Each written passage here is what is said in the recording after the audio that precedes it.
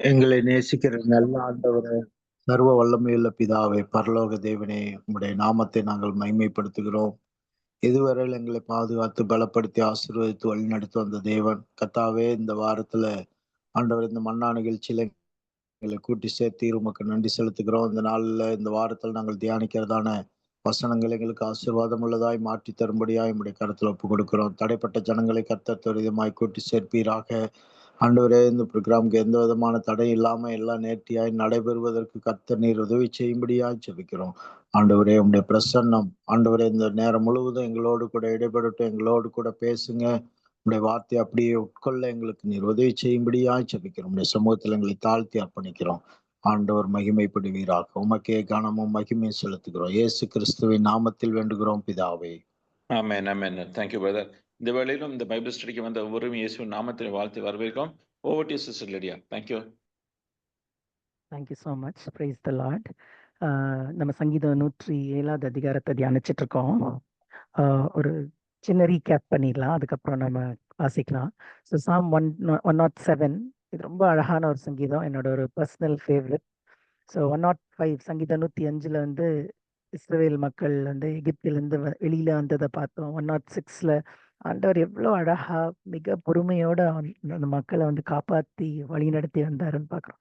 So இந்த psalm 107 வந்து it focuses on the Lord's redemption. எப்படி வந்து பாபிலோன்ல அவங்க சிதறடிக்கப்பட்டிருந்தப்போ, சிறைப்பிடிக்கப்பட்டிருந்தப்போ when they were captives, எப்படி ஆண்டவர் அவங்கள ரிடீம் பண்ணார். So it's very beautiful Sam. The word redeemed அப்படின்ற வார்த்தை, மீட்பு அப்படின்ற வார்த்தை ஏசாயா தீர்க்கதரிசி அநேக தடவை யூஸ் பண்ணியிருக்காரு. It talks about great deliverance.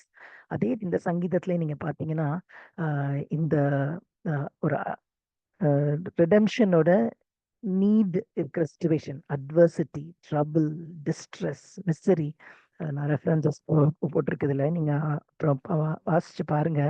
எவ்வளோ கஷ்டமான சூழ்நிலைகள் இருக்கிறப்பெல்லாம் ஆண்டவர் வந்து அந்த மக்களுக்கு அந்த சூழ்நிலைக்கு வந்து ஹி ரிடீம்டு தெம். மிக அழிவில் பாரங்கள், துக்கங்கள், கவலைகள்.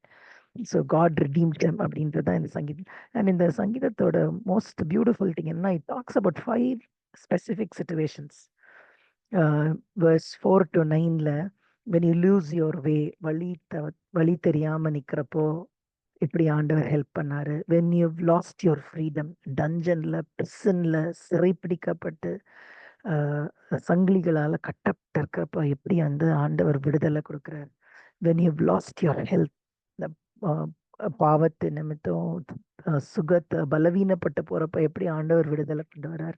ஸோ இது வரைக்கும் நம்ம பார்த்துட்டோம். லாஸ்ட் வீக் பாஸ்ட் எடுத்துட்டாங்க 3 சிச்சுவேஷன்ஸ் பார்த்துட்டோம். கடைசி 2 தான் இந்த ரிமைனிங் பார்ட் ஆஃப் த சங்கீதத்தில் இருக்கு. When you lose your hope, நம்பிக்கையற்ற ஒரு நிலைமையில இருக்கிறப்போ, and when you lose your home, ஒரு வீடு இல்லாத இருக்கப்ப எப்படி தம்முடைய பிள்ளைங்களுக்கு ஆண்டவர் வந்து ஒரு அழகான ஒரு ப்ராமிஸ்ட் லேண்டை கொடுத்து அவங்கள ஆசீர்வதிச்சார் அப்படின்றது தான் இந்த சங்கீதம் முடியுது. இந்த சங்கீதத்துல வந்து ஒரு அழகான ஒரு ரெப்படிட்டிவ் பேட்டர்ன் இருக்கு. நீங்களாம் அந்த ஃபர்ஸ்ட் 3 இதுலயே கவனிச்சிருப்பீங்க. ஸோ ஒரு சூழ்நிலையோட ப்ராப்ளம், இந்த ப்ராப்ளம் தானே இப்போ நம்ம பார்க்குறோம்.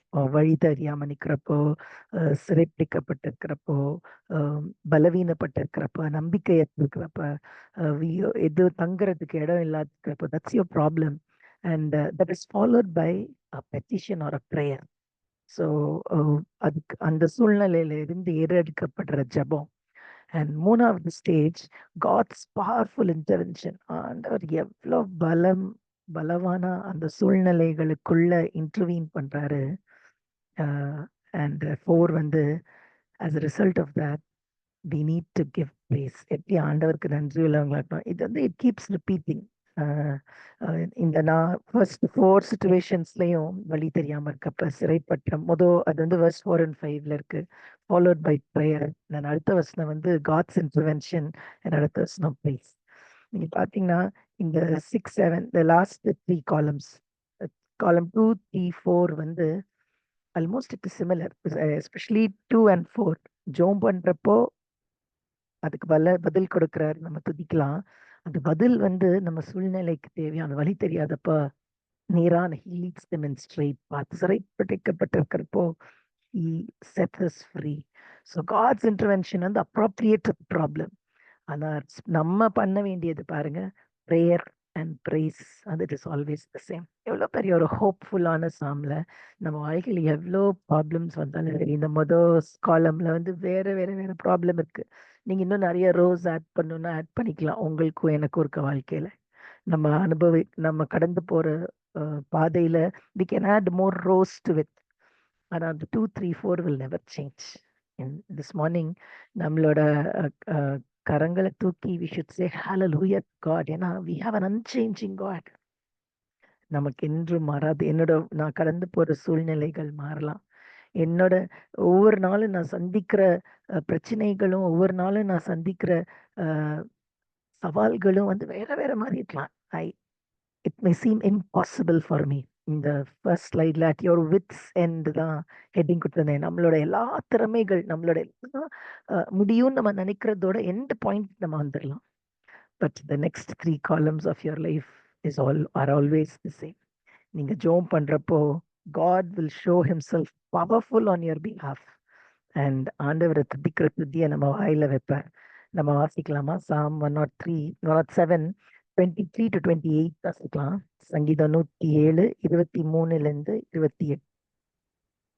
கப்பல் ஏறி கடல் யாத்திரை பண்ணி திரளான தண்ணீர்களிலே தொழில் செய்கிறார்களே, அவர்கள் கர்த்தருடைய கிரியைகளையும் ஆழத்திலே அவருடைய அதிசயங்களையும் காண்கிறார்கள். அவர் கட்டளையிட பெருங்காற்று எழும்பி அதன் அலைகளை கொந்தளிக்க பண்ணும். அவர்கள் ஆகாயத்தில் ஏறி ஆழங்களில் இறங்குகிறார்கள். அவர்கள் ஆத்மா கிளேசத்தினால் கரைத்து போகிறது. வெறித்தவனைப் போல் அலைந்து தடுமாடுகிறார்கள். அவருடைய ஞானம் எல்லாம் மூழ்கி போகிறது. அப்பொழுது தங்கள் ஆபத்திலே அவர்கள் கர்த்தரை நோக்கி கூப்பிடுகிறார்கள். அவர்கள் இக்கட்டுகளுக்கு அவர்களை நீங்களாக்கி விடுவிக்கிறார். ஆமென். ஆமென். தேங்க்யூ. இப்போ இதுல இந்த சங்கீதத்தோட 4வது ப்ராப்ளம்.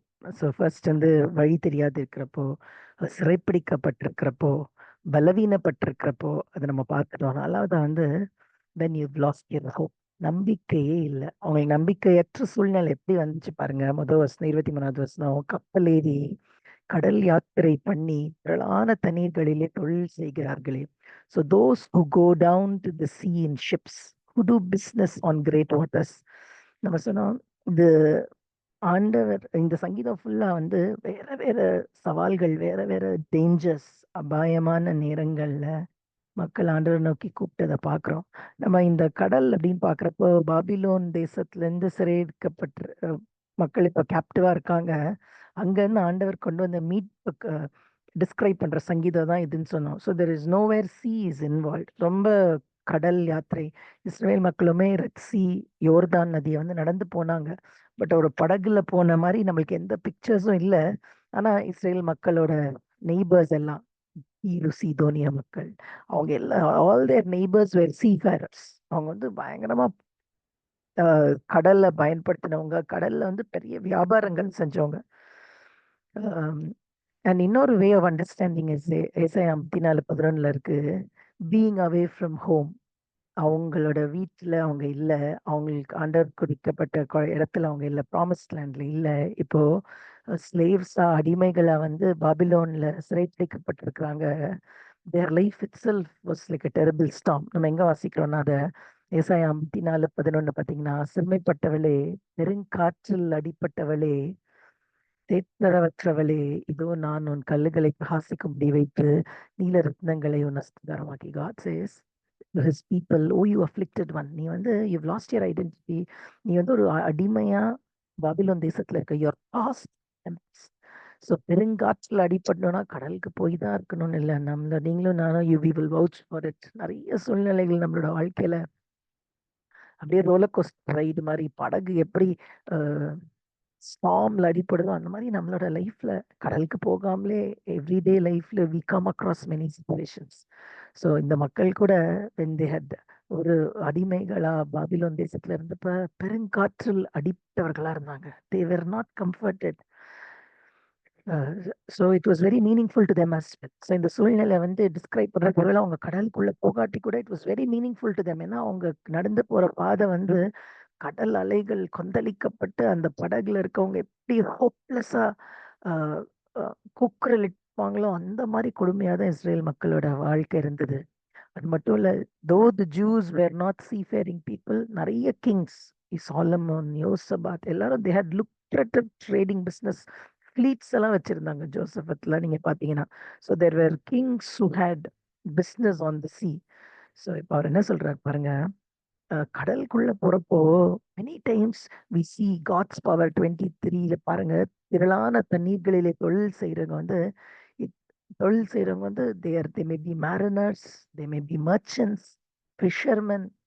யாரெல்லாம் கடலுக்குள்ள போறாங்களோ, அடுத்த வருஷம் சொல்றாரு பாருங்க, அவர்கள் கர்த்தருடைய கிரியையும் ஆழத்திலே அவருடைய அதிசயங்களையும் காண்கிறார்கள்.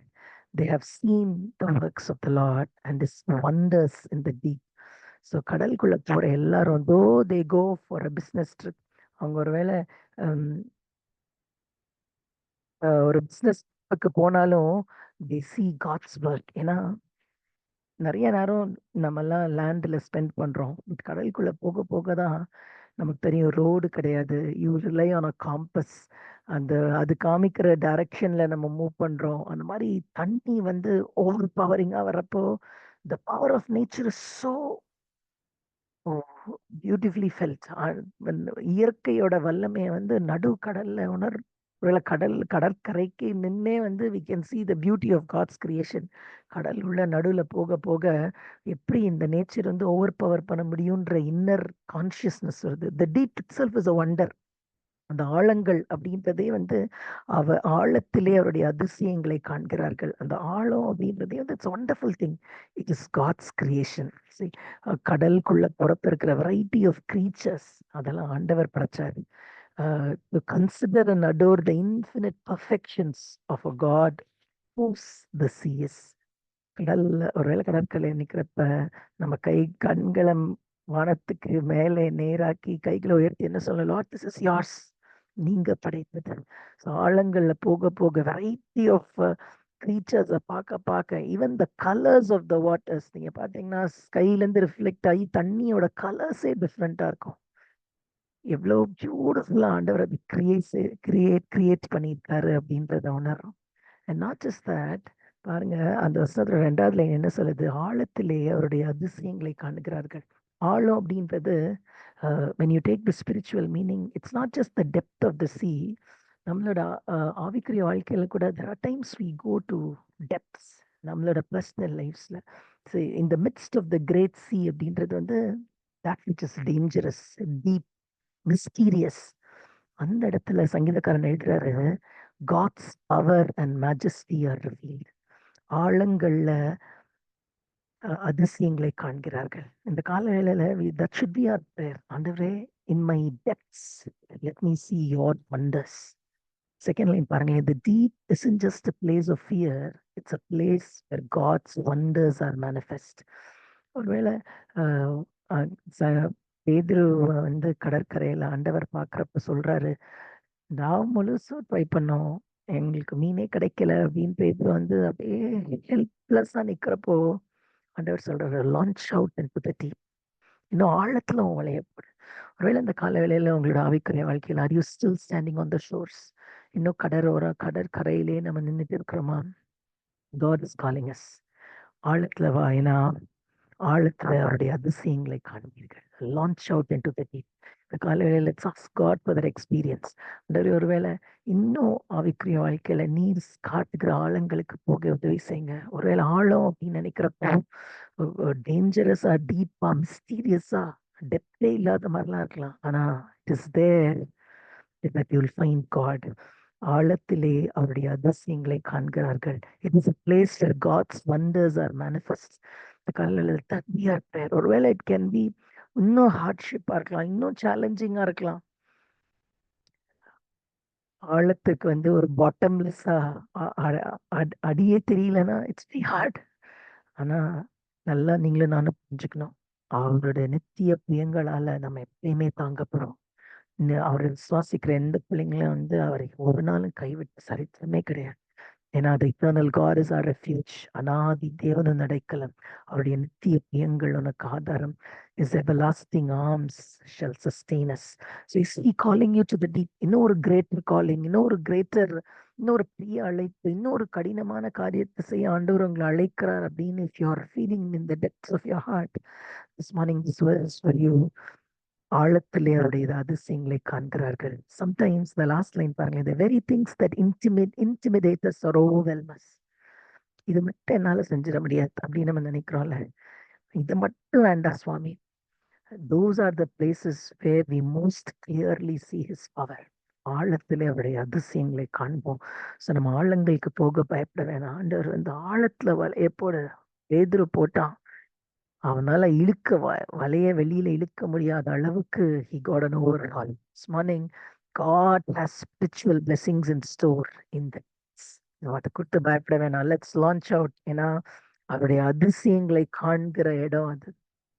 verse 25 பாருங்க, அவர் கட்டளையிட பெருங்காற்று எழும்பி அதன் அலைகளை கொந்தளிக்க பாருங்க. கடல் அப்படின்னாலே அலை. So waves of the sea, கடலுக்கு மேல அலைகளை பார்க்கறது தான் it is common.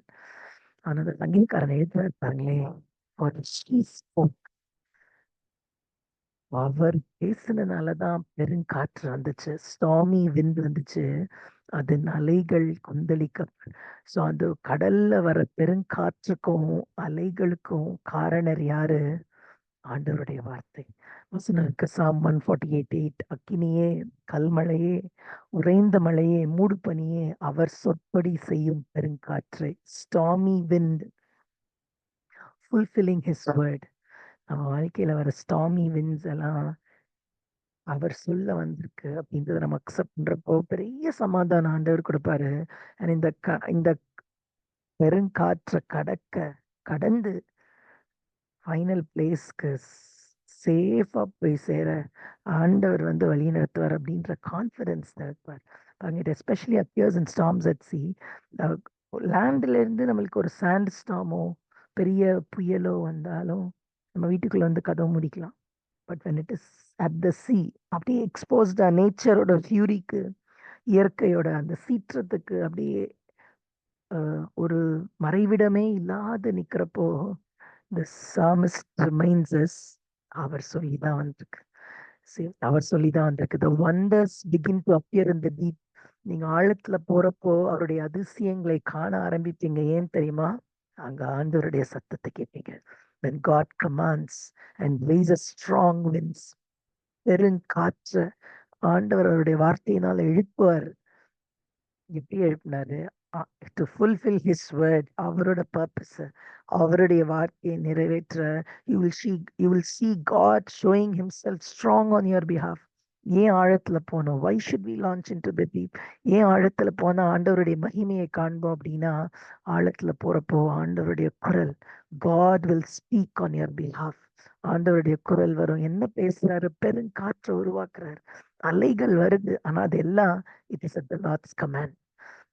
God whom you and worship, நீங்களும் நானும் வணங்குற தேவன், ஆராதிக்கிற தேவன் காற்றுக்கும் மேலான தேவன். ஏன்னா அவர் சொல்லதான் அது நடக்குது. He raises the winds. அவர் தான் பெருங்காற்று எழுப்புறார். இந்த ஆகாயத்து அதிகார பிரபுன்னு ஒரு வேளை சாத்தானை பத்தி வாசிச்சாலும், Satan may tend to be prince of the power of the air. ஆகாயத்து அதிகார பிரபுவா இருக்கலாம். He is just tender. ஆனா இந்த அண்ட சராசரத்தையும் அவருடைய வார்த்தையினால உருவாக்கி அது அவருடைய கட்டுப்பாட்டுக்குள்ள வச்சு வந்து ஆண்டவர். So when the wind becomes stormy, பெருங்காற்று வந்து wind வந்து waves வருது பாருங்க, பெருங்காற்று எழும்பி அலைகள் கொந்தளிக்கிறப்போ we need not fear. ஏன்னா அதெல்லாம் வந்து அவரோட வார்த்தையினால. So just understand, God is never passive. நீ எல்லாம் பட்டுக்கோ அப்படின்னு சொல்லிட்டு ஆண்டவர் வந்து அமைதியா எப்பயுமே உட்கார மாட்டார். God is always in action. இதோ இஸ்ரவேலை காக்கிறவர் தங்குவதில்லை. He never sleeps. He never slumbers. He is at work. He is always at work. In you, for you, with you. உங்களுக்காக, உங்களுக்குள்ள அவர் கிரியை செய்து கொண்டே இருக்கிறார். பாருங்க, he controls the forces of nature. அவர் கூப்பிட்டு launch out into the deep, ஆழத்துல வளைய போடு அப்படின்னு சொல்லி அவர் சொல்ல கேட்டு நம்ம போறப்போ you will see him speak for you. பாருங்க, the storm, பார்க்கிற பெருங்காற்று is both the product of his command அவர் சொல்லி ஆனது மட்டும் இல்ல, there's nothing out of his domain. நிறைய நேரங்கள்ல பயங்களும் கலக்கங்களும் நம்மளை மேற்கொள்றப்போ it just means that we don't trust in God. ஆண்டவர் எல்லாத்தையும் உருவாக்கினார், அவருக்கு சர்வ வல்லமை உள்ளவர் அப்படின்றத நம்ம நம்பலன்னு தான் அர்த்தம். So when you think that God is in control, ஆண்டவர் வந்து ராஜரீகம் பண்றார், he is in control of everything. அவர் எல்லாத்துக்கும் அதிகாரியா இருக்கிறாரு, எல்லாமே அவரோட பர்வியூல தான் இருக்குன்னு நம்ம நம்புறப்போ there should not be any fear. பாருங்க, second line, storms in life are not random accidents. இதெல்லாம் வந்து தற்செயலா நடக்கிறது, ஆண்டவர் நம்மளை கைவிட்டார் அப்படின்னு நம்ம நினைக்கிற நேரங்களே கிடையாது. ஏன்னா God is always active. God has authority even over the storms. நம்ம வாழ்க்கையில புயல், பெருங்காற்று வந்து இந்த வேவ்ஸ் வந்து நம்மளோட கப்பலை வந்து மோதுறப்போ as if எல்லாம் உடைஞ்சிரும் அப்படின்னு நம்ம நினைக்கிற சூழ்நிலை இருந்தாலும், this morning you and I need to understand God rules the storm. பெருங்காற்றுனாலும் சரி, ஆஹ் அதன் அலைகள் கொந்தளிக்கும் அலைகளானாலும் சரி, அதெல்லாம் it is he who has spoken. அவர் சொல்லி வந்தது. பாருங்க, பிரச்சனம், அவர்கள் ஆகாயத்தில் ஏறி ஆழங்களில் இறங்குகிறார்கள், அவர்கள் ஆத்மா கிளேசத்தினால் கரைந்து போகிறது. இந்த sailors பாருங்க, they went up. இப்ப எதுக்கு பெருங்காற்று, ஆண்டவர் பேசிட்டாரு, ஆழத்துல ஆண்டவர் பேசிட்டாரு, பெருங்காற்று வந்துருச்சு. ஸோ ஸ்டாமி விண்ட், பெருங்காற்றுக்கு அப்புறம் என்ன வந்திருக்கு, ஆஹ் அலைகள் கொந்தளிக்குது. அலைகள் கொந்தளிக்கிறப்ப நீங்க இமேஜின் பண்ணி பாருங்க, ஒரு கப்பல் இருக்கு, அதோட 2 கார்னர்ஸ் இருக்கு. ஸோ ஒரு வேவோட டாப் போர்ஷன் பேர் கிரஸ்ட், அதோட கீழே வர போர்ஷன் பேர் ட்ரப்.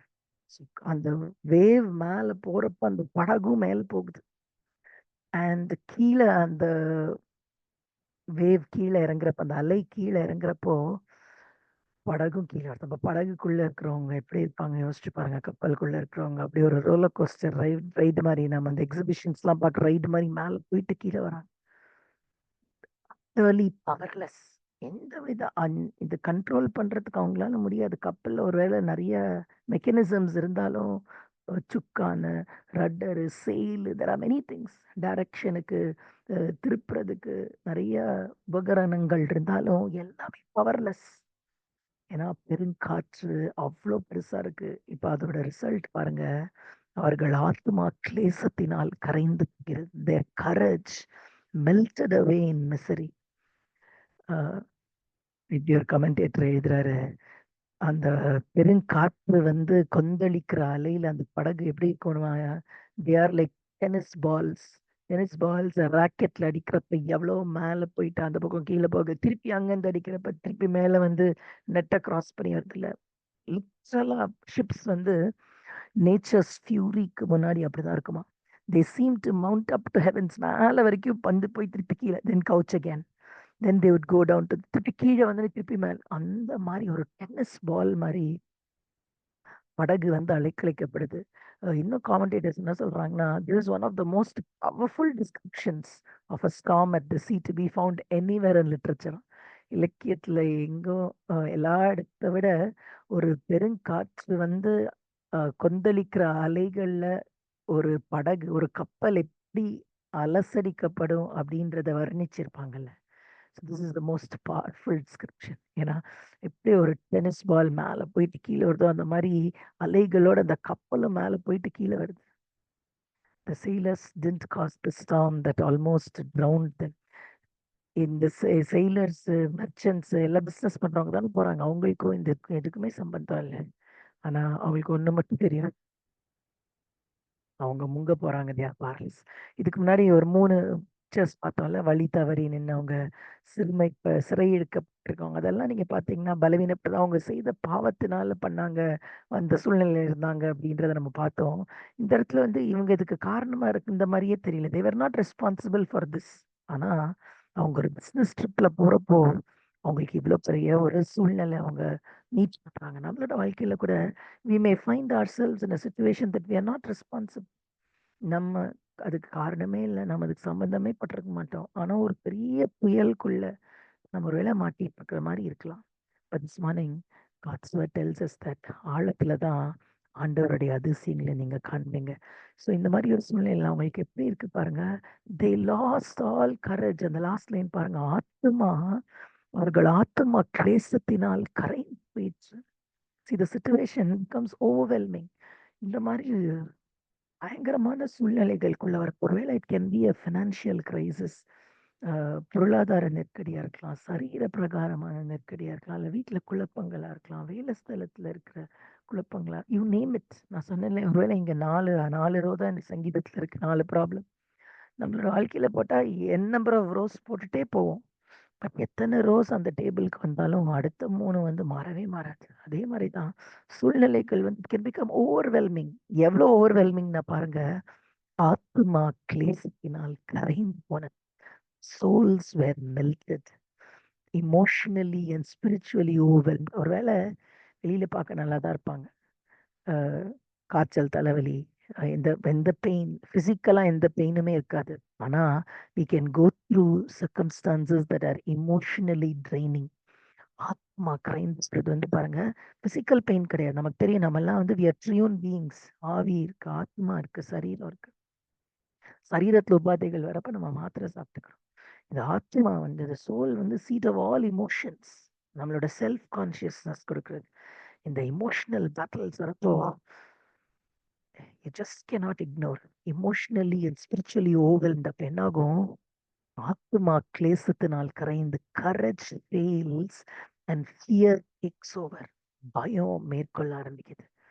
ஏன்னா இங்க பாருங்க, அந்த கப்பலை வந்து அந்த பிக்சர் பாருங்க, ஏன் மோஸ்ட் பவர்ஃபுல் டிஸ்கிரிப்ஷன் அது மேல போயிட்டு கீழே வரப்போ அந்த ஹைட்ஸ் அண்ட் த டெப்த்ஸ் இது ரெண்டும் மாறி மாறி வரப்போ வந்து அந்த குழப்பத்தோட பிரச்சனை வந்து ரொம்ப நிறைய இருக்கு. There are times when pressures of life melts us.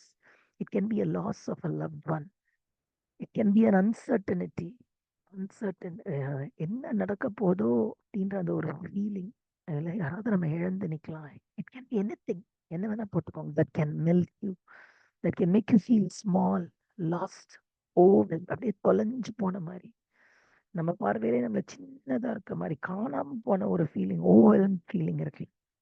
அதனால புரிஞ்சுக்கணும், this is always a part of the journey. நம்ம போகிற பாதை வந்து வெகு தூரம். நிறைய தடவை நினைச்சிடும் பிரச்சனை பாடுதான் முடிஞ்சு, எல்லாமே முடிஞ்சு அப்படின்னு நினைச்சு. அப்படி கிடையவே கிடையாது. நம்மளோட விசுவாசத்தை துவக்கின தேவன் முடிக்கிறதுக்கு அவர் தான் வல்லவர். He who has begun this good work in us is faithful to complete it. So நம்மளோட வாழ்க்கையில மட்டும் பிரச்சனைகள் அந்த மாதிரி ஆத்மா கிளேசத்தினால் கரைந்து போற அனுபவங்கள் வர்றப்போ இதுதான் முடிவு அப்படின்னு நினைச்சிடவே கூடாது. We are in a journey. நம்ம எல்லாம் ஒரு பயணத்துல இருக்கோம். நம்ம படகோட கேப்டன் வந்து இயேசு சுவாமி. He is captain of the ship. So எவ்வளோ ஒரு ஓவர்வெல்மிங்கா ஒரு சூழ்நிலை வந்தாலும் ஆத்மா கிளேசத்தினால் கரைந்து போனாலும் we should never lose heart. வெறித்தவனை போல அலைந்து தடுமாறுகிறார்கள். They staggered and trembled like a drunken man. drunken manனா அவங்க சென்சஸ்ல இல்ல.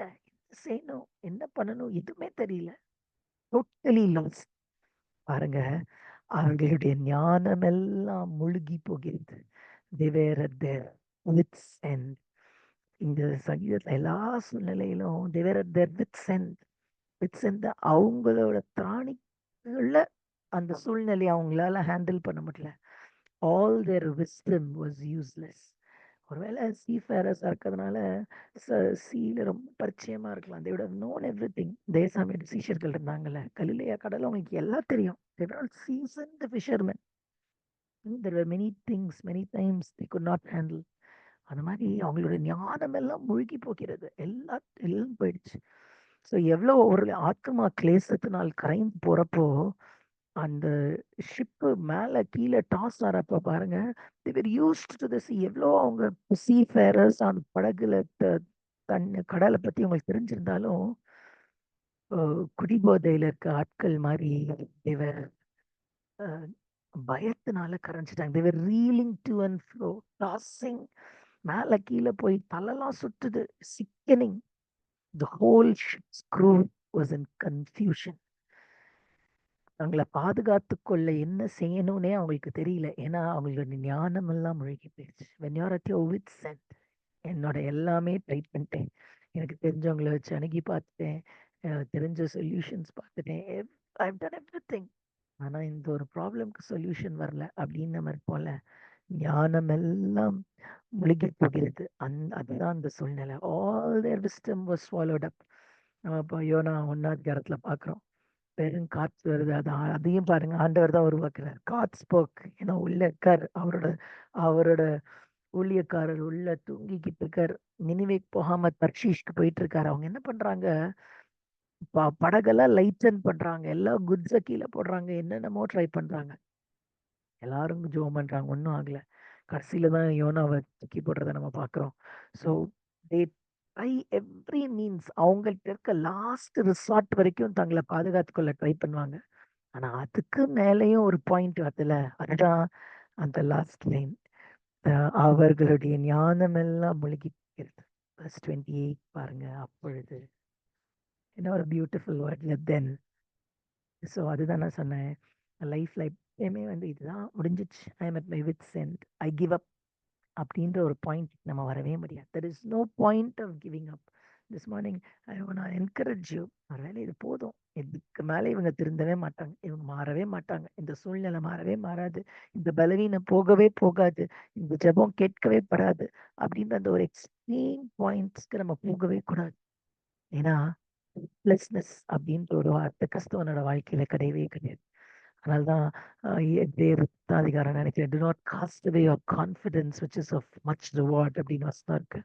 மிகுந்த பலனுக்குள்ள உங்களுடைய நம்பிக்கையை நீங்க விட்டுறாதீங்க.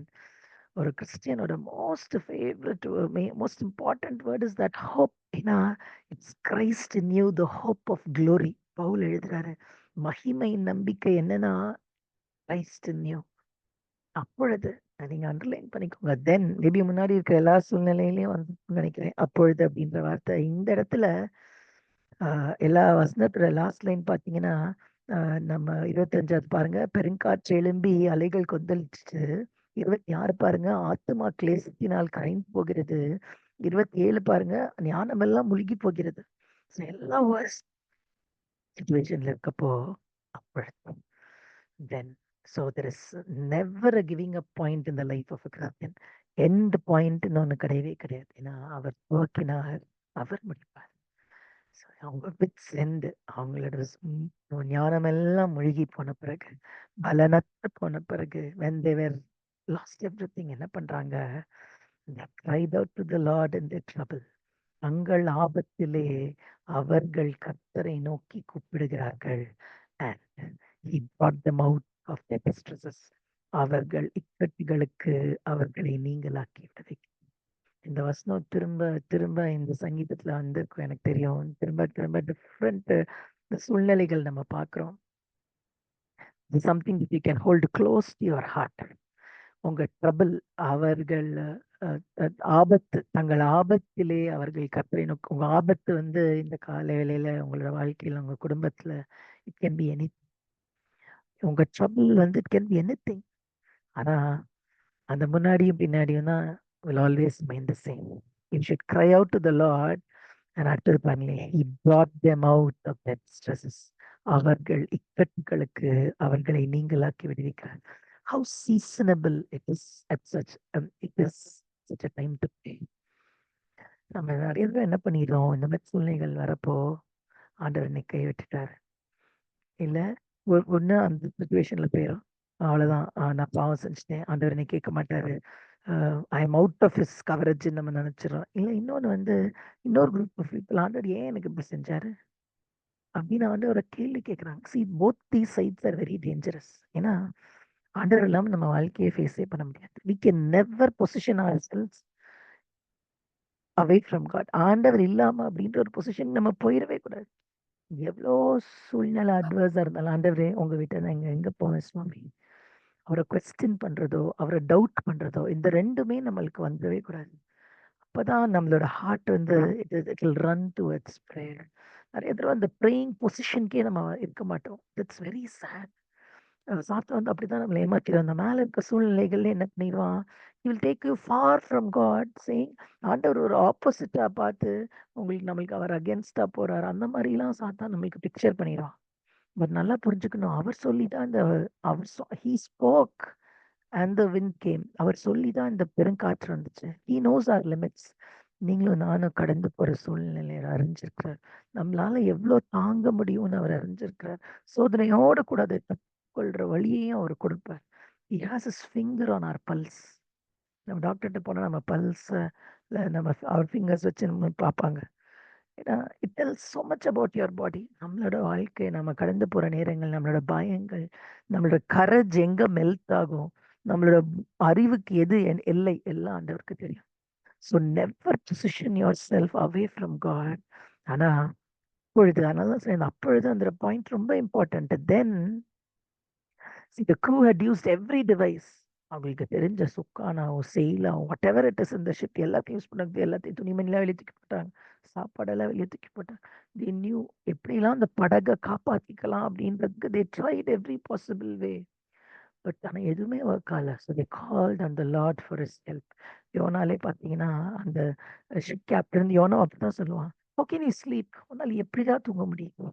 Get up and pray into Joman, because that was their last resort. ஒரு எல்லா தடவையும் இவ்வளோ பயங்கரங்கள் வரும்னு அவங்க எதிர்பார்த்து போக மாட்டாங்க கடல்ல போறவங்க. But they always make the best preparation. Life boat வரைக்கும் நீங்க பிளேன்ல ஏறினாலே தண்ணியில விழுந்தா என்ன பண்ணணும், எப்படி அந்த ஆக்சிஜன் மாஸ்க், எல்லா எக்ஸ்ட்ரீம் கண்டிஷன்ஸ் சொல்லிட்டு தான் போறாங்க.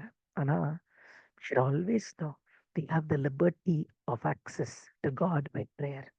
எல்லா சூழ்நிலையிலையும் when everyone is unreachable, ஒருவேளை வீட்டுல பக்கத்துல இருக்கவங்களுக்கு, நீங்க கூட இருக்கிறவங்க, நெருங்கி இருக்கவங்களுக்கு நீங்க போற ஆழங்கள் ஒருவேளை தெரியாம இருக்கலாம், உங்க கண்ணீரின் பாதைகள் தெரியாம இருக்கலாம்.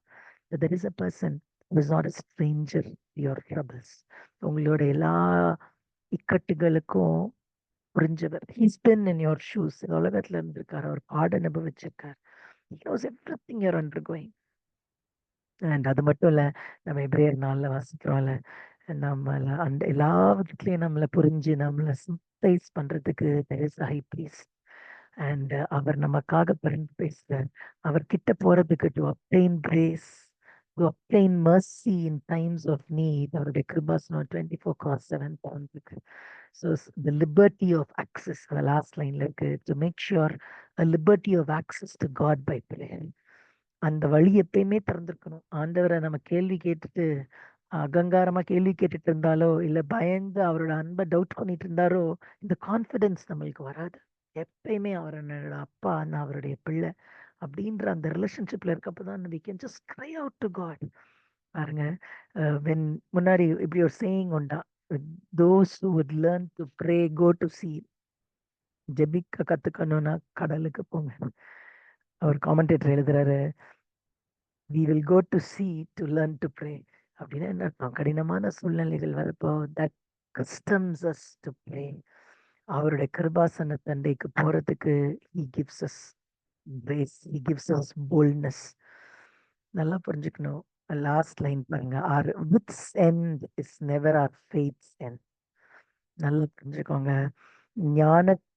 அவருடைய ஞானங்கள் எல்லாம் மூழ்கி போனது. நம்மளோட ஞானம், நம்மளோட எபிலிட்டியோட end point is never the end point of faith, because we always have a God who is present and powerful. ஒருவேளை எல்லா சூழ்நிலை கைவிட்டு போனாலும் தேவன் எனக்கு அடைக்கலம், ஆபத்து காலத்தில் எனக்கு கேடகமா இருக்கார். Very present help in trouble. அனுகூலமான துணையா இருக்கிறார் in every point of need. So when you're at your wit's end, you're not at your faith's end. I just want to end here. George Muller, one of my favorite quotes, George Muller எழுதுறாரு, that's never a time when we may not hope in God. ஆண்டவரை நம்ப முடியாத ஒரு சூழ்நிலைன்னு அந்த வாழ்க்கையில் இருக்கவே முடியாது. whatever our necessities, நம்மளோட தேவைகள் என்னவா இருந்தாலும் சரி, however great our difficulties, நம்மளோட பிரச்சனைகள் எவ்வளவு பெருசா இருந்தாலும், though to all appearance help is impossible. நான் இருக்கிற சூழ்நிலையில யாருமே எனக்கு உதவி செய்ய முடியாது, ஹெல்ப் அப்படின்றது இம்பாசிபிள் அப்படின்னு நீங்க ஒருவேளை சொல்லலாம். yet you describe how most difficult your circumstances, yet our business is to hope in God. நம்மளுக்கு ஒரே ஒரு வேலை தான் ஆண்டவர் கொடுக்க, அவரை நம்பணும். அவரை நம்பி அவர்கிட்ட போய் you should cry out to him for help. நான் ஆபத்துல இருக்கேன் ஆண்டவரே அப்படின்னு நம்ம சொல்றப்போ it will be found that it is not in vain. In the Lord's own time, help will come. ஏன்னா எனக்கு உதவி வர கண்மலையை நோக்கி நான் பார்க்குறப்போ when I lift up my eyes into the hills, from where does my help come from? My help comes from the maker of heaven and earth. வானத்தையும் பூமியும் படைத்த தேவனிடத்திலிருந்து உனக்கு ஒத்தாசை வரும். எவ்வளோ ஆழத்திலிருந்து ஆழங்கள்ல நம்ம இருந்தாலும் பரவாயில்ல, பெருங்காற்றுல அலசடிக்கப்பட்டிருந்தாலும் பரவாயில்ல, கொந்தளிக்கிற வேவ்ஸ்ல நம்ம மாட்டிட்டு டென்னிஸ் பால் மாதிரி மேல கீழே போய் நம்மளோட புத்திக்கெல்லாம் எட்டி we may be at our wits end, but this morning I want to encourage you, your help will come from the maker of heaven and earth. தேவன் தாமே இந்த வசனங்களை ஆசீர்வதிப்பாராக. Thank you so much, sister. Dr. Timothy, can you close the session in prayer? Thank you.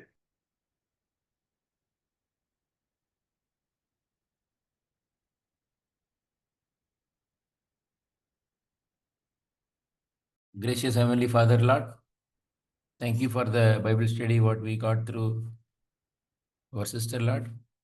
And this time, Lord, we came to know when we are in a deep storm and when we are tossed like a tennis ball at the top of the wave and we have been brought down and there is no hope. And we found, Lord, this is the situation which makes us more strong and more deep close to God and to depend upon only God who can save us from all the waves and tosses of our life, Lord. Help us to sail through the world so that we can only hold your feet for our hope and to be more close to you, to depend upon you only, Lord, so that we can win all the situation in the world, so that we can be a good instrument for your kingdom work, Lord. Giving all the glory, honor to thy name, and be with us. Let us practice these words in our life, Lord. In Jesus' precious name we pray. Amen, amen. Thank you, brother. Thank you, sister. Have a wonderful day. Thank you so much.